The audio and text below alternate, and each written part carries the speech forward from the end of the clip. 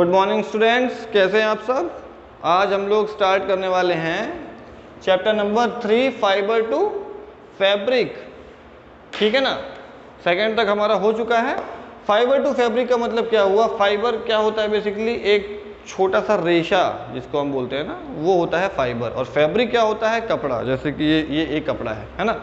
तो कपड़ा किससे मिलता है, बनता है छोटे छोटे थ्रेड से मिलकर के, धागे से मिलकर के ही बनता है ना। जैसे कोई स्वेटर बनाता है, आपने देखा होगा पुराने ज़माने में, अभी भी कुछ लोग बनाते होंगे। तो स्वेटर कैसे बनता है, सिलाई में ऊन को बना बना के, वो ऊन एक क्या है, धागा है ना। तो ऊन से बना के वो स्वेटर पूरा एक फैब्रिक बन जाता है। इसी तरीके से हर कपड़ा बनता है, केवल स्वेटर या उसकी बात नहीं कर रहा हूँ। सारे जो फैब्रिक होते हैं वो ऐसे ही थ्रेड से मिलके, धागे से मिलके बने होते हैं। और धागा किससे मिलके बना होता है, धागे को भी आप जैसे कभी मशीन का धागा है उसको देखना, जब तोड़ करके अपन उसको सुई में डालते हैं, छोटा सा रेशा आपको दिखेगा, ऐसे भी आप देख लोगे, दिख जाएगा। तो उस रेशे को बोलते हैं फाइबर। सबसे स्मॉलेस्ट छोटी जो एंटिटी होती है वो होती है फाइबर। ठीक है ना। अब वो फाइबर टू फैब्रिक का मतलब है कि कैसे हम फाइबर से थ्रेड बनाते हैं, थ्रेड से फिर फैब्रिक तक पहुंचते हैं। तो ये जो पूरी कहानी है, क्या उसकी प्रोसेसिंग होती है, कहाँ से वो फाइबर मिलता है, किस तरीके से है, ये पूरी इसकी जो स्टोरी है वो हमको इस चैप्टर में पढ़ना है। तो रेशे से पूरा वो कपड़ा बनने की जो कहानी है, तो ये कहानी स्टार्ट होती है बच्चों की, फाइबर मिलता कहाँ से। ठीक है ना, जो रेशा है वो कहाँ से मिलता है, भाई कहीं से मिलेगा तब तो हम उसको लेकर के बनाएंगे, है ना। तो जवाब क्या है कि जो फाइबर है बेसिकली मिलता है शीप से, गोट से, याक से। मतलब कुछ ऐसे जानवर होते हैं जिनकी बॉडी में बहुत सारे बड़े बड़े बाल होते हैं। ठीक है ना, बहुत सारे बड़े बड़े बाल होते हैं। उन बालों को हम काट लेते हैं और फिर उनसे हम कुछ कुछ प्रोसेस करके ये जो रेशे हैं वो बनाते हैं। उन बड़े बड़े बालों को कहा जाता है फ्लीस। ऐसे बेइज्जती के साथ बाल नहीं बोलने का उनको, है ना। तो जो भेड़ के बाल होते हैं उनको हम क्या बोलते हैं, फ्लीस बोलते हैं, है ना। टेक्निकली साइंटिफिकली जैसा भी है हम उसको क्या बोलते हैं, फ्लीस बोलते हैं। अब ये इनके बाल होते क्यों है इतने बड़े, भाई, है ना। ये भी एक सवाल उठता है कि भेड़ के हैं या कुछ खास तरह के जानवर हैं। खास तरह के जानवर मतलब जो हिली एरियाज में रहते हैं, ठंडी जगह पे रहते हैं, उनके इतने बड़े बाल क्यों होते हैं। आप देखो कोई भी जानवर जो बहुत ठंडी जगह पे रहता है तो उसके बाल जरूर होंगे और भयंकर बड़े बड़े बाल होंगे। रीज़न क्या है कि बालों के बीच में एयर ट्रैप हो जाती है। ठीक है ना, जो बाल होते हैं तो बालों के बीच में क्या रहता है, स्पेस रहता है। वो स्पेस में क्या हो जाता है, एयर फिल हो जाती है, हवा भर जाती है, एयर ट्रैप हो जाती है। और एयर क्या होती है, हीट का पुअर कंडक्टर होती है। हीट ट्रांसफ़र एयर से बहुत अच्छा नहीं होता है।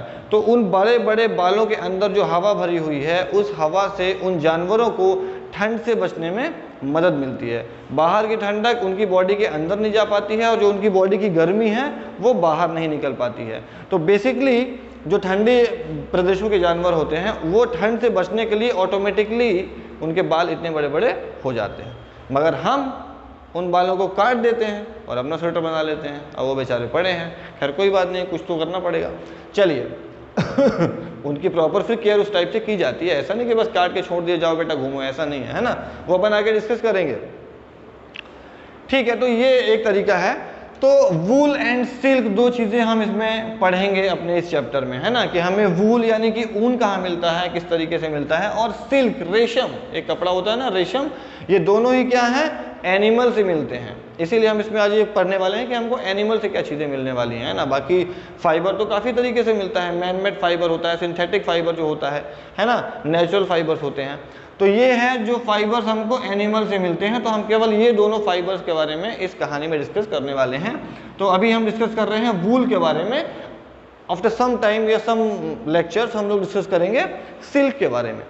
चलिए, तो हमें ये मालूम पड़ गया कि जो वूल है वो कहाँ से मिलता है। कहाँ से मिलता है, कुछ जानवर ऐसे होते हैं, लाइक शीप हो गया और याक हो गया, गोट्स हो गई, इनके बड़े बड़े बाल होते हैं और उन बालों से काट के हमको ऊन जो है तो मिलता है। अच्छा, अब उनके जो सारे बाल हैं वो सारे बाल उनके काम में नहीं आते हैं। उनके भी दो टाइप के हेयर होते हैं, एक होता है कोर्स बियर्ड हेड और दूसरा होता है फाइन सॉफ्ट अंडर हेयर।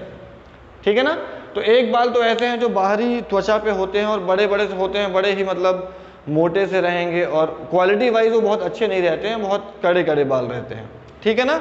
और उन बालों के अंदर थोड़ा छोटे छोटे अंडर स्किन जो होती है ना, मतलब एकदम जैसे स्किन यहाँ पे ख़त्म हो रही है तो ये हल्के हल्के ऐसे ऐसे बाल रहते हैं, और एक रहते हैं ये बड़े बड़े बाल इस तरीके से, है ना। तो ये जो बड़े बड़े बाल हैं ये काफ़ी बैड क्वालिटी के होते हैं, मतलब बहुत अच्छी क्वालिटी इनकी नहीं होती है। लेकिन ये जो सॉफ्ट हेयर्स अंदर अंदर रहते हैं ये काफ़ी मुलायम होते हैं। आप इसको खुद भी प्रैक्टिकल करके देख सकते हो। किसी घर में कुत्ता वगैरह पाला होगा तो आप देखो कुत्ते के पेट में जो बाल होते हैं वो काफ़ी सॉफ्ट रहते हैं एकदम से, है ना। और जो आउटर स्किन हो गया, पीठ पीठ के बाल देखो छू के बड़े कड़े कड़े से लगते हैं। तो दैट्स द डिफरेंस बेसिकली, ठीक है ना। तो ये जो होते हैं स्किन के पास वाले अंडर फाइन सॉफ्ट हेयर होता है जो, ये बेसिकली यूज में आता है वूल बनाने के, अच्छी क्वालिटी का वूल बनाने के, ठीक है ना। और ये जो है ये भी ऐसा नहीं है, ये इससे भी बनता है बट, और बहुत सारी अलग अलग टाइप की चीज़ें बनती हैं, है ना। तो ये हमने पढ़ लिया कि 2 टाइप के भाई इनके क्या होते हैं, हेयर्स होते हैं, ठीक है ना।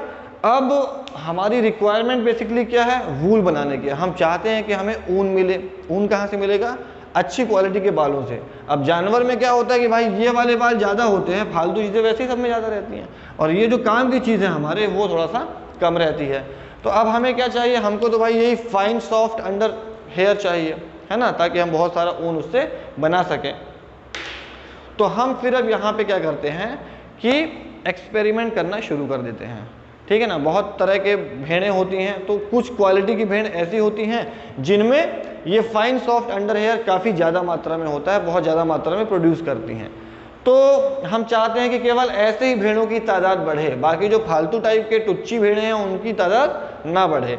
तो उसके लिए क्या होता है कि हम उनके पेरेंट्स को सेलेक्ट करना शुरू कर देते हैं, पेरेंट्स को सेलेक्ट करना शुरू कर देते हैं, और इसको बोलते हैं सेलेक्टिव ब्रीडिंग। एक इंपॉर्टेंट टर्म है, व्हाट इज सेलेक्टिव ब्रीडिंग।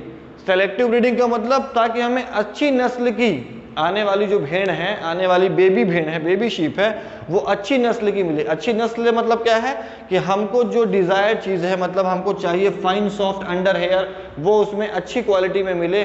तो हम उसके जो माता पिता हैं उसको सेलेक्ट करेंगे। माता पिता भी अगर अच्छी क्वालिटी के रहेंगे तो ऑब्वियसली है कि उसका जो बच्चा है वो अच्छी क्वालिटी का ही पैदा होगा। तो इस पर्पज़ के लिए अगर हम किसी तरह का सिलेक्शन करते हैं पेरेंट्स में, तो इस चीज़ को हम बोलते हैं सेलेक्टिव ब्रीडिंग। आई थिंक ये समझ में आपको आ गया होगा, है ना, कि जैसे आप देखो मार्केट में आजकल जैसे कुत्तों की होती है, क्रॉस ब्रीडिंग होती है ना, मतलब अच्छी नस्ल का कुत्ता है तो उसका जो बेबी है वो अच्छी नस्ल का ही बनेगा, ठीक है ना। तो ये इनहेरिटेंस वाली प्रॉपर्टी होती है, माता पिता के गुण ही उसकी संतानों में आते हैं, उनके बच्चों में आते हैं।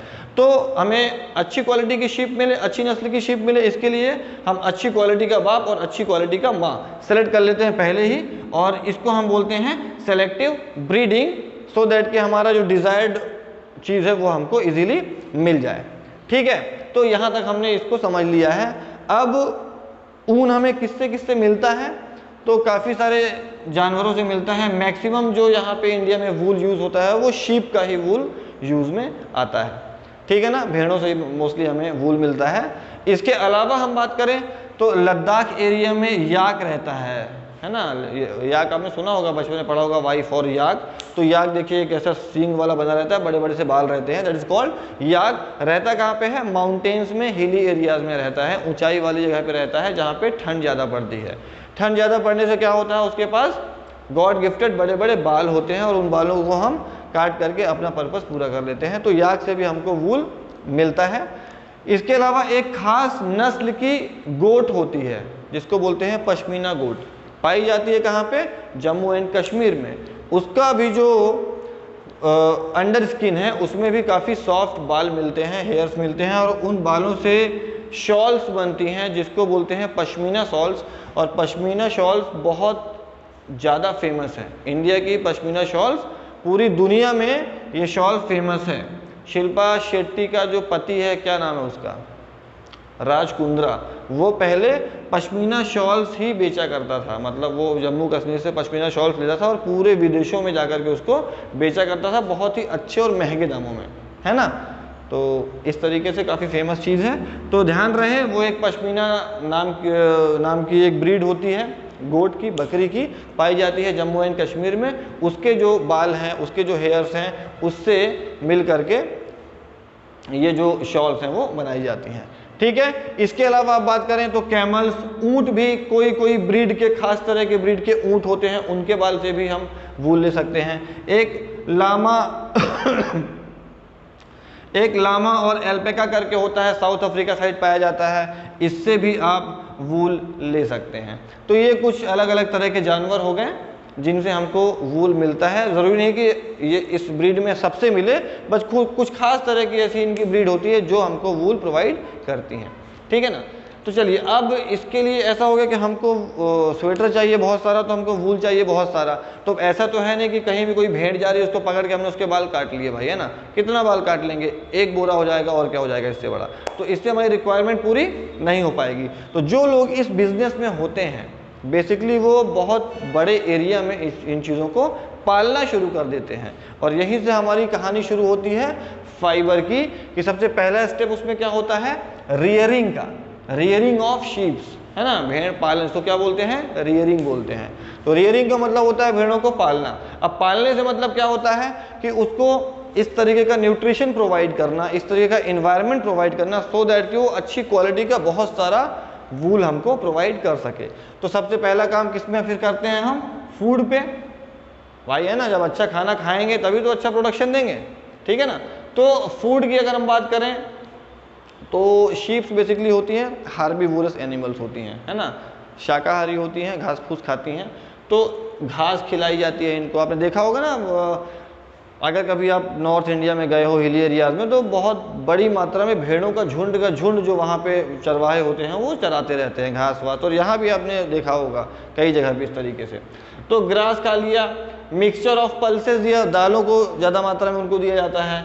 ऑयल केक्स, ऑयल केक्स का मतलब क्या होता है, कुछ चीज़ें ऐसी होती हैं जिनसे ऑयल निकलता है, ठीक है ना। जैसे कि मस्टर्ड हो गया, सरसों, तो सरसों का तेल। अब सरसों का तेल डायरेक्टली तेल थोड़ी पैदा हो जाता है। सरसों आपने देखा होगा ना, ऐसे गोल गोल रहता है, उसको सरसों बोलते हैं। उसको जब मशीन में पीसा जाता है तो उससे ऑयल पूरा निचोड़ करके ऑयल अलग किया जाता है।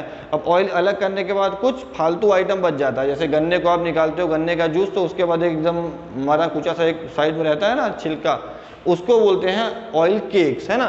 तो जो ऑयल प्रोड्यूसिंग क्रॉप्स होती हैं उससे ऑयल निकालने के बाद जो उनका वेस्ट बच जाता है उसको हम बोलते हैं ऑयल केक्स। और वो काफ़ी रिच होता है न्यूट्रिशंस के मामले में।